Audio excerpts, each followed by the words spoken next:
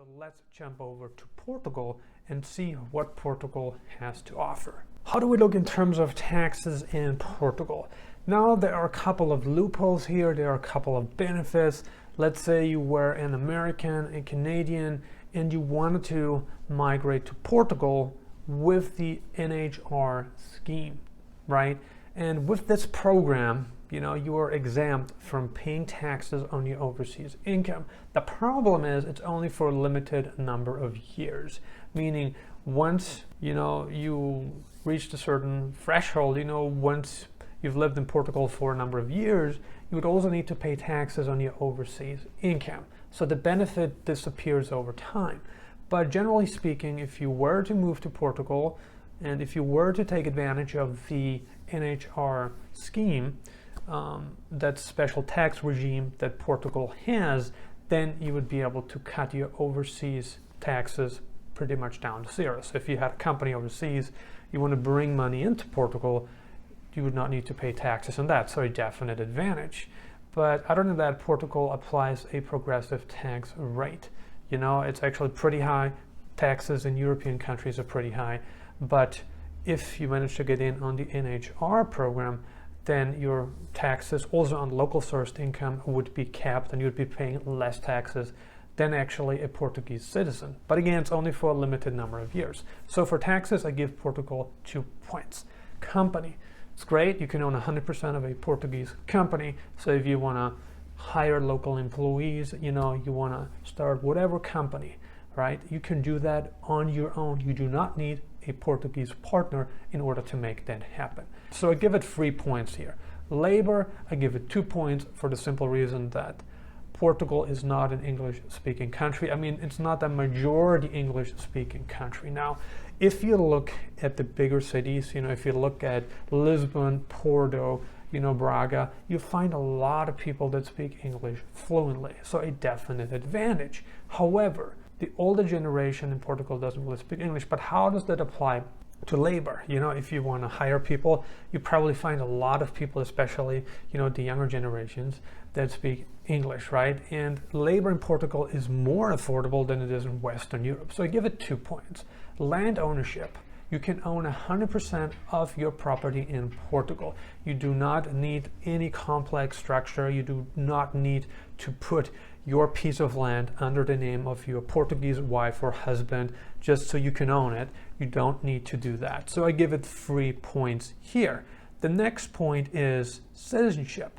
Can you actually become a citizen of Portugal and not surrender your current citizenship? The answer to this question is a surrounding yes. You can become a citizen of Portugal, plus you do not need to surrender your current citizenship. That is as good as it gets. It's not an instant citizenship, meaning you would need to live in Portugal for a certain number of years in order to qualify, and I think it's 5 to 6 years that you would need to live in Portugal for to actually obtain Portuguese citizenship. But it's possible, and you do not need to surrender your current citizenship, so I give it 3 points.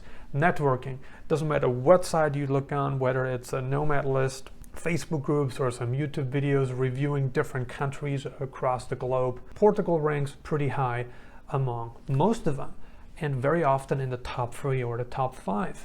So networking is not a problem in Portugal. You have a large international community that is in Portugal, that is present in Portugal. Many people live in Portugal on a permanent basis. Many people come in just for the networking opportunities themselves. So I give it 3 points. Freedom of speech. Since Portugal is a country located in the European Union, you have all the rights to exercise freedom of speech. You can criticize the government, you can speak up against ridiculous laws, you can speak up against COVID restrictions, and you will not be jailed. So definite advantage. So I give it 3 points. Next, safety.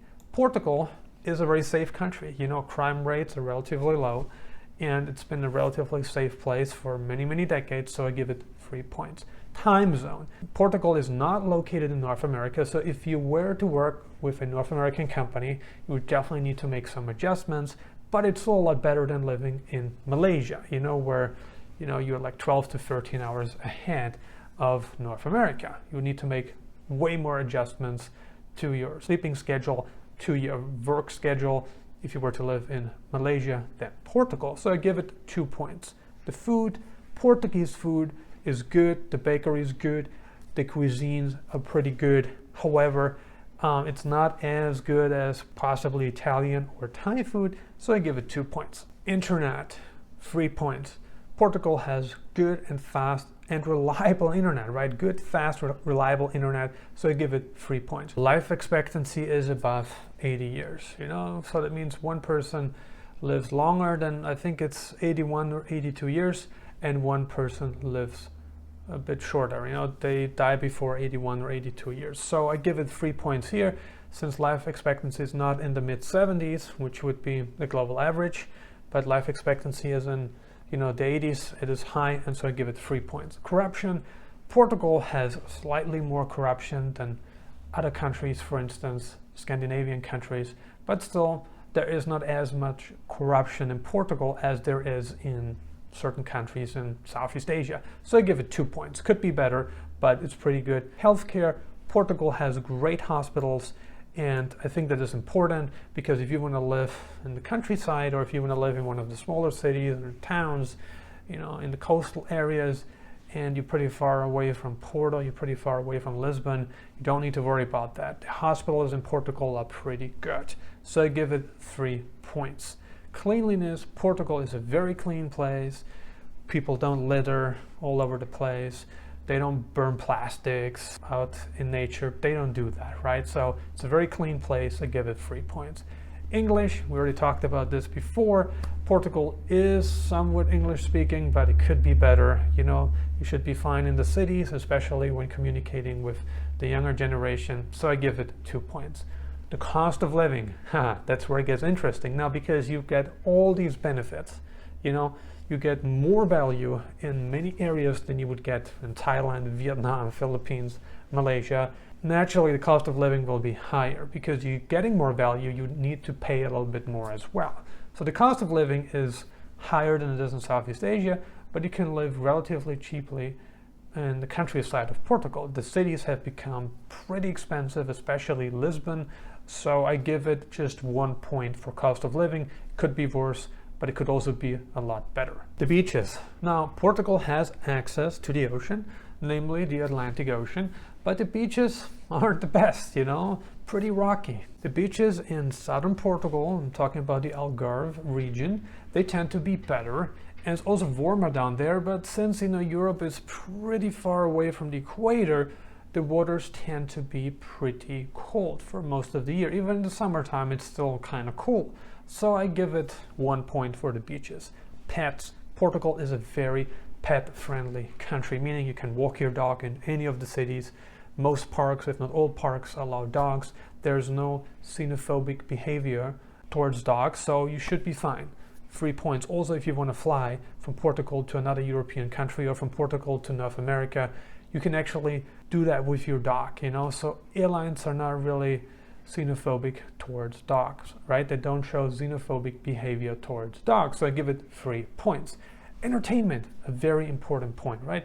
Portugal, because it doesn't have that many cities, you know, and even Lisbon isn't a super large city. Lisbon is not Rome. Lisbon is not London. Lisbon is not Berlin, right? So the entertainment is there, but could be better. There could be more options, you know. But there are a lot of events happening throughout the year, and now with so many entrepreneurs moving to Portugal, or now with so many entrepreneurs having moved to Portugal, there's definitely more entertainment available than before. So I give it 2 points for entertainment. Let's have a look at the score. Out of 60 available points, Portugal received 49 points, which is the highest score that we have ever issued to any country. Which of the discussed countries would you rather live in? Malaysia or Portugal? What are your thoughts? Leave a comment below and let us know. Consider subscribing if you haven't already. I'm uploading new videos on digital nomad locations, travel updates, and investment advice several times a week right now. And if you got some more time left, check out these videos.